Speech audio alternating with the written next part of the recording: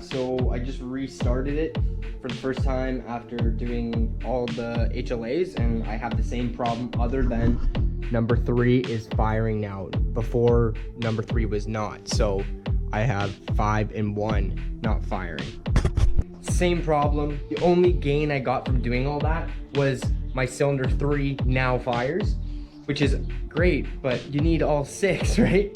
So what I'm gonna do is I'm going to take out the spark plugs, do a compression test, and then I'm going to see where I'm at with numbers. Like, I'm thinking they're pretty close to 0 because it's just going right out intake and exhaust. I think it's the valves. So I have a spare head. I have brand new head gaskets. I always keep this stuff like on deck. I've had these for 2 years. I've never done a I haven't done a head gasket in 2 years on one of these engines, and that's how long I've had this spare for. So got a spare head that's a ZE, and I've also got spare new head gaskets. So worst case, I'm gonna rip it off and see if it's piston or head gaskets, because I've got lots of ZE pistons and rods and heads. So I've got everything to fix this engine unless the crank is bad. All right, I got the compression tester on number 1.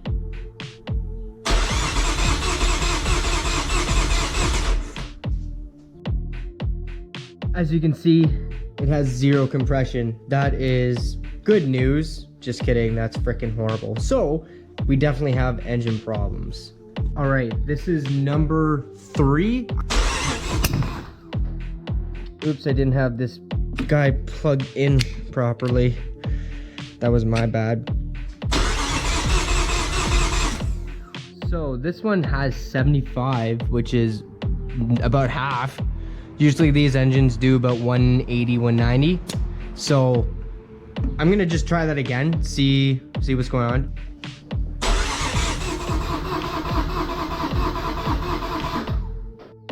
$75 again, so yeah. And this is number 5. I'm assuming this is gonna be 0 as well.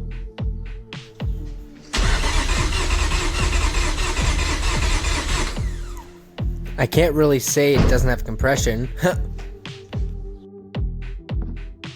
Wow, so it's looking like we got about 30 PSI of pressure there, which is basically nothing. So the problems are all on this side. All right, so the condition of this engine right now is this number 1 had 0, number 3 had 70, and then number 5 had 20 or something. And then these ones are all at 175 where they're supposed to be. So this is the entire problem here. It's the left side of the engine. So I'm gonna rip off the intake, take the plugs out, take the timing off, and rip the head off.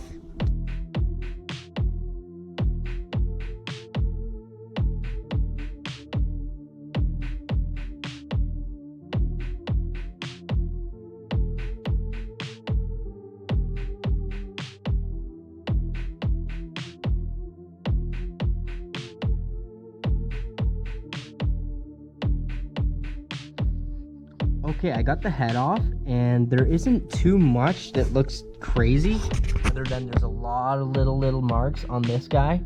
Looks like something was in there at one time and couldn't get out. A little bit on that one, and same with that one. Carbon can also do that, but I'm not too sure what caused it, because you never know, right?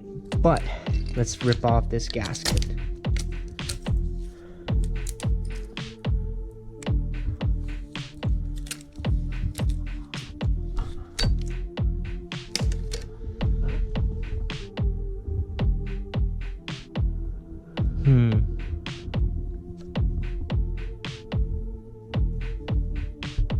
And to my surprise, the valves are definitely shut, but at the same time, a very small leak can make a very significant amount of compression problems.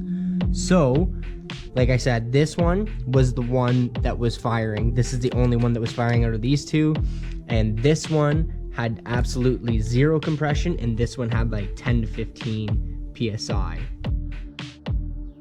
Okay, so the only reason why I'm getting no compression in this cylinder and basically this one is it's gotta be that the valves aren't shutting. It's really hard to tell by eye, but that's the only way it can, because there's literally no holes in pistons. The pistons don't move around. That's gotta be the only thing, or the head gasket was leaking, but I don't think that was actually the case because there wasn't any water in the oil or anything. So I got a new head from my shop. I've had this one in one of my built ZEs before, so I've had this machined on the bottom. So all I've got to do is clean this off, new head gasket, and throw it in. Other than I have one valve that needs a spring and retainer, and that's right here. So I don't have a spring or retainer on this valve, and I probably stole it off for something along the lines before or after the fact that I use this. So yeah, all I've got to do is steal one of the exhaust ports. It's the same size, so I just got to get a socket, hammer it, and then the retainers will come out. Then I can move it all to here, put a rag underneath so the valve doesn't open, and then push it in. Go over top, smack with a hammer. Then the spring, retainer, and 2 clips come out. All right, so I'm gonna drop the spring into the new head, the retainer, and then I have to get the clips in by pushing on with the socket and a piece of cardboard. Sounds stupid, but it does work. Just gotta put these bad boys in there carefully. Don't lose them because they're hard to find in the head. So as you see, I got them sitting in there. So now I gotta push with a socket, but I need a piece of cardboard in between the socket like this, but a cardboard in between, and then push down, and it's like 1 out of 10 chance that it'll go in, but that's the only chance I have to do this right now. Okay, I got my cardboard in there, and I've got my spark plug guy here, and I'm just gonna put it on top of the cardboard. It's double folded cardboard, so, and now I'm just gonna get in a good position where I can push as hard as I can. Push. Yeah, let's see if it got it. Oh yeah, got it. Right on. I'm just gonna quick clean all this surface material from the head gasket off. All right, she's all cleaned up. So basically what I did was I just went backwards with a knife like so. Just drag it along and took my time. Obviously you can't gouge it. If you gouge it, you'll destroy your head, and then you definitely need to see a machine shop. So I did the same thing to the block here, and the pistons and cylinders look perfectly fine. So the problem initially was a head problem. It was valves, I'm assuming, because if it was knocking, the knock would never go away until the rod literally came out the side of the block. So I'm hoping that this is just gonna fix it from swapping from this one to this one. All right, I redid all the HLAs just to be triple checking everything, and I'm basically ready to put this in. I just need to put the head gasket onto my engine. This is all clean as well, and then I'm ready to bolt it up. Brand new in the package. I've literally had this guy for 2 years, so finally getting its use. It's a good gasket too.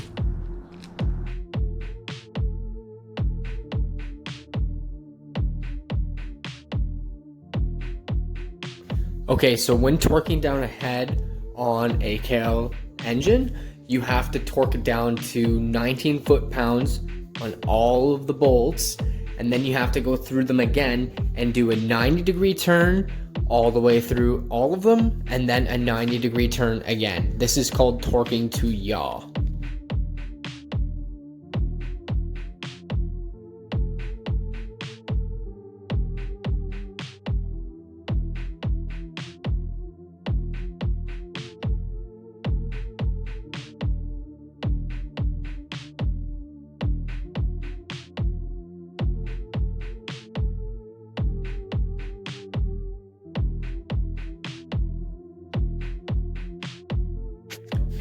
Perfect, everything's going back together now. Right on.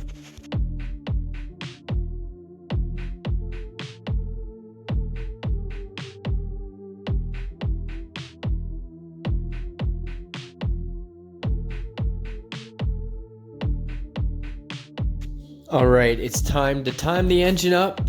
Unfortunately, after I timed this up and this whole video was complete, I found a complete slash in that actual timing belt. So I have to take up the harmonic balancer and replace this belt tomorrow. So I'm going to have to redo all this later, but not a big deal. It only takes me about an hour.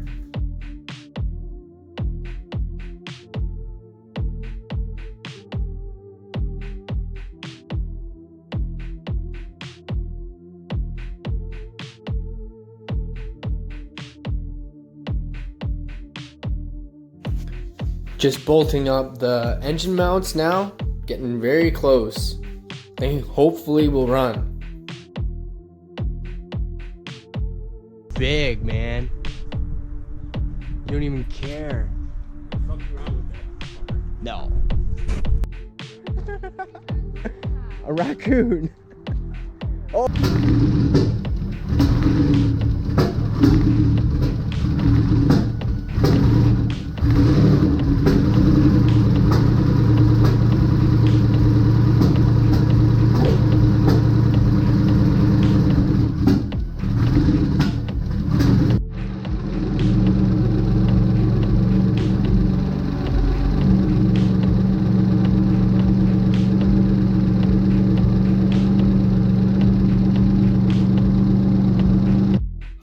Time to put the fenders, bumper, and hood back on. This is exciting because it's actually done.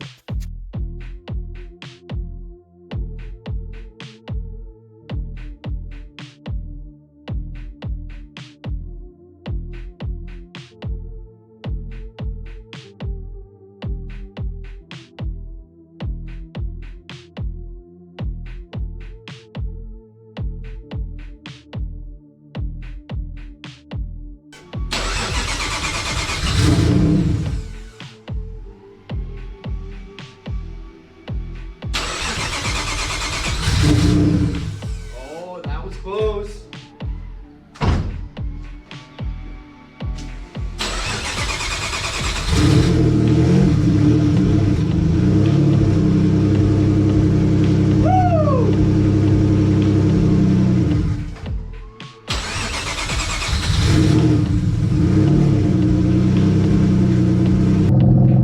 Yes, she's running.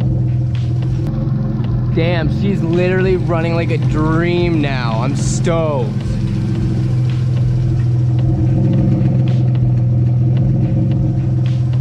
Well, there you have it. She's running. It only took a week to get this thing going, but she is running. That is all that matters. I don't even think it was a week. I got the engine on Saturday. And there you have it, she is running. It only took 5 days for me to get it into the car, diagnose the problem that wasn't it, and then do the head. So this was quite the job. It's been 5 days of just giving her. So I'm really happy I'm back on the road. She's running great, and I've got to get her in some boost real soon. This was all very difficult with minimal tools because at first I didn't have a compression tester here because I was literally in quarantine. So I actually went and got one, so that saved me a lot. And then once I could figure out that there was literally zero compression, it was a lot easier to figure out what the actual problem was and that the valves weren't shutting. But we already knew that, so it was just figuring out if it was the head or the HLAs. So it was the head, the valves were all done, so new heads on, and we're ready to roll. All right, we'll see you in the next one. Like, comment, and subscribe.